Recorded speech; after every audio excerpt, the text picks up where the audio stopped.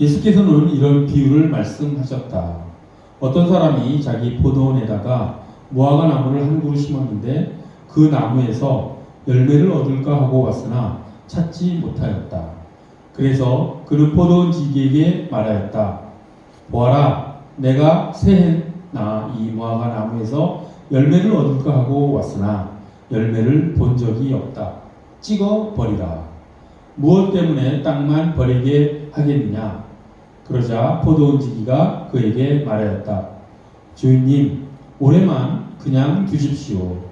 그동안에 내가 그 둘레를 파고 거름을 주겠습니다. 그렇게 하면 다음 철에 열매를 맺을지도 모릅니다. 그때에 가서도 열매를 맺지 못하면 찍어 버리십시오. 아멘. 오늘 본문 말씀을 보면 하나님께서 정의와 사랑의 갈등을 하고 계신다는 것을 우리가 알 수가 있습니다. 하나님은 공의의 하나님이시고 또한 사랑의 하나님이시죠. 그런데 공의의 하나님께서는 그 무화과 나무를 찍어버려라 라고 말씀하십니다. 하지만 사랑의 하나님은 그냥 두십시오 라고 그 명령에 지금 호소를 하고 있습니다. 우리 흔히 무화과 나무는 이스라엘 백성을 의미하지요. 그렇다고 한다면 신약의 무화과 나무는 당연히 그리스도인이 것입니다.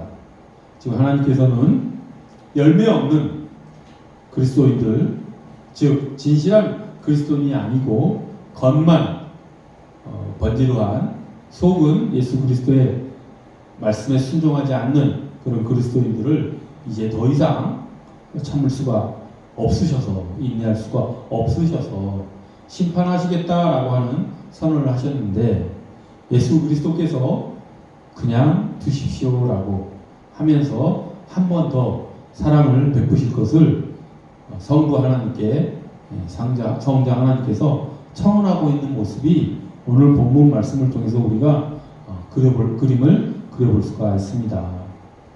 이 말씀이 더 실감나는 이유는 오늘 본문 말씀에 그 포도원 지기가 주인에게 그냥 두십시오라고 하는 그 말의 원어가 헬라어이죠. 신약은 헬라어로 쓰였죠. 근데 그냥 두십시오라고 하는 그 단어가 아페스란 단어입니다. 그런데 그 단어는 예수께서 십자가에 못 박히신 후 십자가 위에서 이렇게 말씀하신 단어와 똑같습니다. 아버지, 저희들을 사하여 주옵소서. 자기들이 하는 것을 알지 못함입니다. 이렇게 예수님께서 십자가에서 말씀하셨던 그 동사와 오늘 본문의 동사가 같은 단어 아페스입니다. 즉 그냥 두십시오라고 하는 표현은 예수님께서 십자가에서 말씀하셨던 용서하여 주옵소서, 저들을 사하여 주옵소서, 저들의 죄를 용서해 주십시오라고 하는 그런 단어와 똑같은 단어입니다. 그 아페스라는 단어는 문맥에 따라서 어떨 때는 그냥 두십시오, 손대지 마십시오, 내버려 두십시오 이렇게 번역할 수도 있고, 또 때에 따라서는 문맥에 따라서는 용서해 주십시오 라고 번역할 수도 있는 그런 단어입니다. 자, 그러니 오늘 본문 말씀이 더욱더 실감나게 예수 그리스도께서 십자가 위에서 온 인류의 죄를 용서하신 그 십자가 보혈의 은혜가 더욱더 생각나게 하는 그런 비유가 아닐 수 없습니다. 오늘 본문을 잠깐 들여다보면 포도원 주인이 무화과 나무를 이제 그 포도원 가운데든지 어디에 심어놓고 무려 3년이나 열매를 기다렸지만 그 무화과 나무는 열매를 내지 못했습니다. 잘 알다시피 무화과 나무는 포도나무보다 차지하는 그 땅의 면적도 더 넓습니다. 근데 주인이 특별히 배려를 해서 무화과 나무를 땅에 심고 3년이나 돌봤는데 아무런 열매를 내놓지 못하자 이제는 땅만 차지할 필요가 있겠느냐라고 하면서 찍어버려라라고 포도원 관리인에게 지금 명령을 한 것이죠. 하지만 포도원 관리인은, 포도원 지기는 한 번 더 기회를 주십시오. 그냥 내버려 두십시오라고 또 청원을 하고 그 포도원 주인의 사랑을, 배려를 한 번 더 요청하는 그런 내용입니다. 그런데 예수님께서 이 비유를 지금 제자들에게 사마리아에서 예루살렘 쪽으로 올라가시면서 이제 마지막 사역을 앞두시고 지금 제자들에게 하신 말씀입니다. 지금 아마 예수님께서는 제자들에게 이 비유 말씀을 하시면서 본인이 십자가에서 어떤 사역을 해야 될지를 지금 알고서, 깨닫고서 이 말씀을 제자들에게 준 것이라고 우리는 상상할 수 있습니다.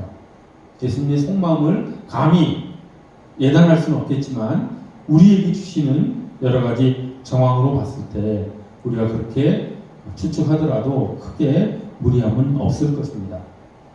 오늘 이 비유 이야기를 통해서 정의의 하나님, 공의의 하나님과 사랑의 하나님이 이렇게 맞부딪히는 모습 속에서 사랑의 하나님께서 그리스도인들 그리고 온 인류를 용서하시고 끝까지 사랑으로 품으시려고 하는 그런 모습을 우리가 볼 수 있는 것이지요. 따라서 우리는 오늘 이 본문 비유 말씀을 통해서 하나님께서 어떻게 우리를 대하시는지, 또 하나님께서는 일을 하실 때 어떤 방법으로 일하시는지, 또 우리는 그 하나님의 일하시는 방법을 보고 우리가 그 하나님의 방법을 따라가야 하는데 우리는 어떻게 세상을 살아야 하는지, 우리의 삶의 태도와 자세는 어떤 모습을 가지고 나아가야 되는지 라고 하는 것을 우리에게 알려주는 그런 비유 말씀이라고 할 수 있습니다. 우리는 이 비유 말씀을 통해서 하나님께서 어떻게 일하시는가, 우리를 어떻게 대하시는가 라고 하는 것을 세 가지 정도 살펴볼 수가 있습니다. 먼저 하나님께서는 일을 하실 때 때로는 우리에게 어떤 행동을 하라고 촉구하시기도 하지만 내 이웃을 사랑하라 라는 식으로 행동을 하라고 말씀을 하시지만 또 어떨 때는 하나님께서 우리에게 행동을 멈춰라 라고 말씀하실 때도 있다라고 하는 것을 우리가 알 수가 있습니다. 우리가 살아가면서 찍어버려라 라고 하는 그런 상황에 맞닥뜨릴 때가 너무나 많습니다. 우리의 기준으로, 우리의 마음으로 생각하기에 정의롭지 못한 일, 불의한 일이 벌어졌을 때 우리는 찍어버리고 싶은 마음으로 즉각적으로 대응하는 경우가 많이 있습니다. 특히 친한 사이에서 더 이루어질 수가 있죠. 가족 간에 이런 일이 더 흔하게 벌어질 수 있습니다. 불행하게도 사회적으로 높은 지위에 있는 사람이나 또 많은 돈이 있어 많은 종업원을 거리는 사람들이 이런 생각을 한다면 그 조직이 참 불행하지요. 이른바 갑질이라고 하는 사회 현상이 나타나는 이유도 찍어버려라 라고 하는 이 마음으로 사람을 대하기 때문에 이런 일들이 벌어집니다. 또 특히 부모들이 자녀를 대할 때 마음에 안 드는 구석이 한둘이 아니죠. 저도 그럴 때가 있습니다. 그때마다 자녀를 찍어버려라 라고 하는 이 태도에 따라서 대하는 경우가 부모들에게 간혹 있습니다. 하지만 하나님께서는 그렇게 찍어버리는 삶의 태도에 대해서 멈춰라 라는 말로 우리에게 말씀하시는 것이죠. 그렇게 즉각적이고 폭력적이고 강요하는 태도로 사람을 대하는 그런 방법을 하나님께서는 멈추라고 말씀하십니다. 그것을 가장 우리에게 확실하게 보여주신 하나님의 방법이 십자가 사랑이었다는 것을 우리가 꼭 명심했으면 좋겠습니다. 예수님께서는 십자가에서 인간이 당할 수 있는 가장 극악한 폭력의 희생물이 되셨습니다. 하지만 하나님께서는 능력이 있으셨음에도 불구하고 하늘에서 불을 내려 그 악한 자들을 다 태워 없앨 수 있으셨음에도 불구하고 하나님께서는 폭력을 사용하지 않으시고 스스로 십자가 못 박혀 돌아가심으로써 사랑을 우리에게 보여주심으로써 어떻게 우리가 살아가야 될지를 하나님께서 보여주신 것이죠. 하나님께서 십자가에서 보여주신 그 사랑은 정의를 이긴, 정의를 포괄하는 그런 사랑이었다라는 것을 우리가 꼭 알았으면 좋겠습니다. 하나님께서는 딜레마에 빠지셨죠. 어떤 딜레마였냐면 인간의 죄악을 보면 하나님은 심판하셔야 합니다. 하지만 인간을 다 심판해버리면 사랑의 하나님은 어떡합니까? 그래서 하나님께서는 사람을 볼 때마다 끊임없이 고민에 빠지시죠. 이들을 심판해야 되는데 이들을 심판하자니 내 마음이 너무 아프구나. 이를 어쩌면 좋을꼬. 그런 고민에 빠지시다가 하나님께서 해결책을 내신 것이 바로 십자가지요. 이들을 심판해야 되는데 심판하면 심판에 벗어날 사람은 아무도 없는데 그러면 하나님의 구원사, 하나님의 창조 목적은 어디로 가는 것일까요? 사람이 자발적으로 하나님을 사랑하게끔 인도하시겠다라고 했던 그 창조의 하나님의 목적이 사라져버리고 말아버립니다. 사랑으로 사랑을 이끌어내시고자 하는 하나님의 그 방법이 이제 인류 역사에는 없어지게 되는 것이죠. 그래서 하나님께서는 심판을 하시긴 하되 하나님은 죄악을 놓고 심판하지 않을 수가 없습니다. 그 심판을 자기 스스로 당하신 것이죠. 인간이 당해야 될 심판을 하나님이 스스로 당하시면서 심판의 정의를 취하시고 또한 인류를 그를 통해서 구원하심으로써 사랑의 하나님의 그 마음도 우리에게 전해주셨다라고 하는 그 정의와 사랑이 그렇게 입맞춤하는 십자가에서의 그 보혈의 은혜로 인해 우리가 구원을 받았다라고 하는 것, 우리가 마음속 깊이 새기고 그렇게 살아갔으면 좋겠습니다. 우리가 행여 우리 눈에 찍어버리라고 싶은 그런 모습들이 우리 주위에 나타난다 할지라도 예수님께서 하신 방법대로 우리도 찍어내는 것이 아니라 참고 기다리며 사랑의 하나님의 십자가 은혜를 우리도 삶 속에서 실천해 나갔으면 좋겠습니다. 정말 이런 상황은 우리 삶 가운데 정말 자주 나타날 수 있습니다. 그때마다 하나님의 이 십자가 사랑, 하나님의 이 공의를, 정의를 포괄하는 이 사랑이 우리의 심령 가운데 깨달음으로 다가오고 우리가 그 찍어버리고 싶은 마음을 멈추고 사랑으로 사람을 대하는 그런 그리스도인들이 되었으면 정말 좋겠습니다. 하나님께서는 이와 같이 폭력을 사용하지 않으신다라고 하는 것, 강요하지 않으신다라고 하는 것, 우리가 자발적으로 하나님께 나오게 하시는 그런 방법을 사용하신다라고 하는 것을 우리가 첫 번째로 알았습니다. 그 다음에 두 번째 방법은 우리가 이 비유 이야기를 통해서 하나님께서는 서두르지 않으시는 하나님이시구나. 하나님은 우리를 기다려주시는 하나님이시구나 라고 하는 것을 알 수가 있습니다. 그런데 우리는 그 어떤 인류 역사 시대보다도 물질적으로 또 기술적으로 풍요로운 그런 사회를 살고 있기 때문에 기다림에 대한 이런 성경이 성품이 인격이 발달하지 못합니다. 현대인들에게 가장 큰 유혹으로서 다가오는 것은 성급함일 것입니다. 조급함으로 인해서 우리가 죄를 짓는 경우가 너무 많다라고 하는 것이죠. 실제로 우리 눈앞에 찍어버리고 싶은 상황이 벌어졌을 때 그저 그대로 행해버리고 마는 그런 성급함과 조급함이 우리 삶 가운데 너무나 많다라고 하는 것이죠. 하지만 하나님은 그런 방법을 사용하지 않으십니다. 하나님은 성급하지 않으시고 하나님은 조급하지 않으십니다. 하나님은 기다리십니다. 하나님은 서두르지 않으십니다. 그런데 인간은 성급함과 조급함 때문에 자기가 어떻게든지 이 일을 해내기 위한 마음이 앞서기 때문에 하나님의 방법에 따르는 것보다는, 그것을 기다리는 것보다는 내가 이 일을 해내겠다라고 하는 공로의식 때문에 성급하게 일을 추진해버리고 나는 하나님의 일을 했다라고 뿌듯해하는 경우가 있습니다.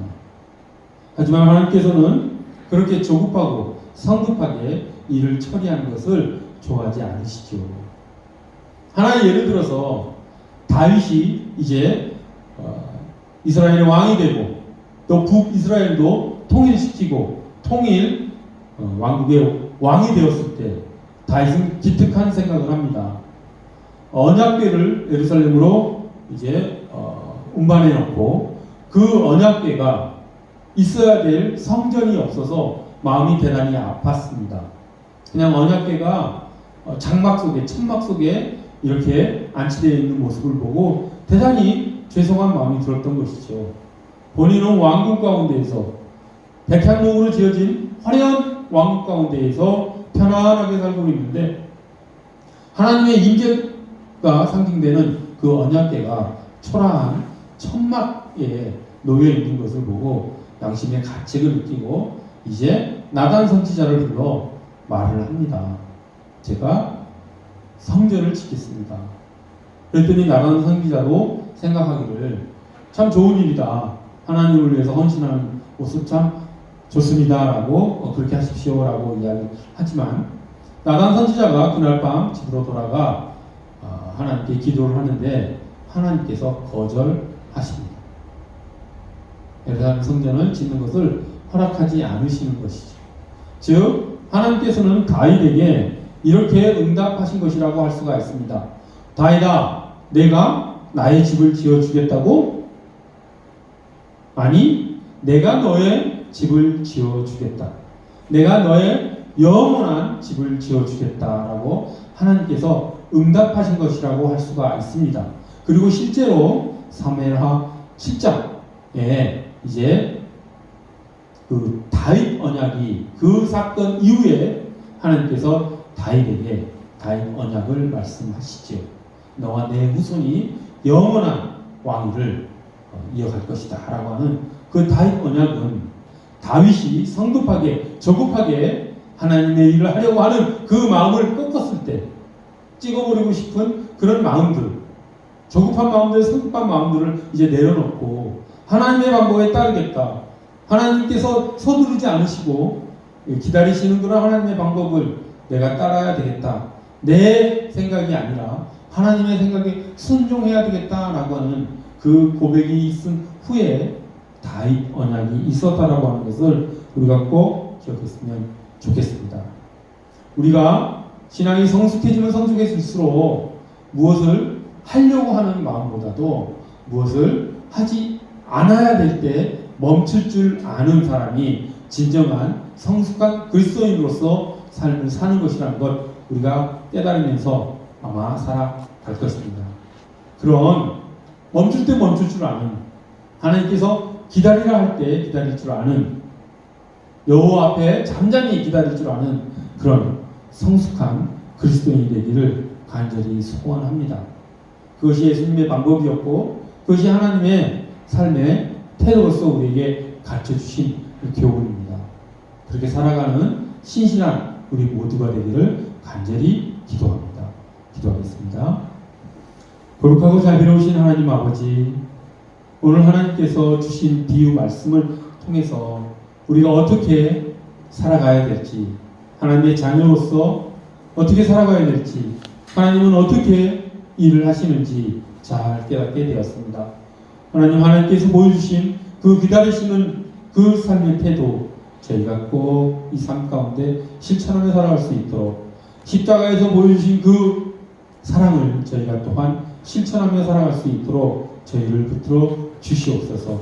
찍어버리고 싶은 마음이 들 때마다 오늘 이 비이야기가 우리의 마음 가운데 생각나 우리의 행동을 멈추게 하고 하나님의 방식대로 우리가 순종하며 이웃을 섬기며 살아가는 그런 우리가 될 수 있도록 저희를 이끌어 주시옵소서. 감사드리며 예수 그리스도 이름 받들어 기도드립니다.